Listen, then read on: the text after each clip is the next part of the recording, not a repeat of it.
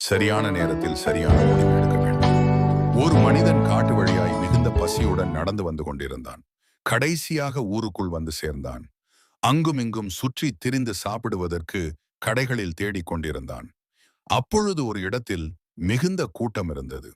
அந்த இடத்தில் இலவச சாப்பாடு வழங்கிக் கொண்டிருந்தார்கள். இன்னொரு பக்கம் ஹோட்டல் ஒன்று இருந்தது. அந்த மனிதன் எங்கு போவது சரியான முடிவு எடுக்க தெரியாமல் நின்று கொண்டிருந்தார். அப்பொழுது இலவசமாய் சாப்பாடு கொடுக்கிற இடத்தில் அந்த கூட்டத்தில் போய் நின்றார். கூட்டம் கொஞ்சம் கொஞ்சமாய் நகர ஆரம்பித்தது. ஆனால் அவருக்கோ மிகுந்த பசி உண்டாயிற்று. பிற்பாடு பக்கத்தில் இருந்த ஹோட்டலுக்குள் சென்றார். சாப்பிடுவதற்கு ஏதாவது இருக்கிறதா என்று கேட்டார். எல்லாம் தீர்ந்து போயிடுச்சு அப்படின்ற அந்த ஓட்டல் கடைக்காரர் கூறிவிட்டார். கூட்டத்தில் நின்று சாப்பிட முடியாமல், பிற்பாடு ஓட்டலுக்கு சென்று சாப்பிட முடியாமல் ஏமாந்து நின்றார். சரியான நேரத்தில் சரியான முடிவு தேர்ந்தெடுக்க வேண்டும். இல்லையெனில் ஏமாற்றம் தான் அடைவோம். இதை புரிந்து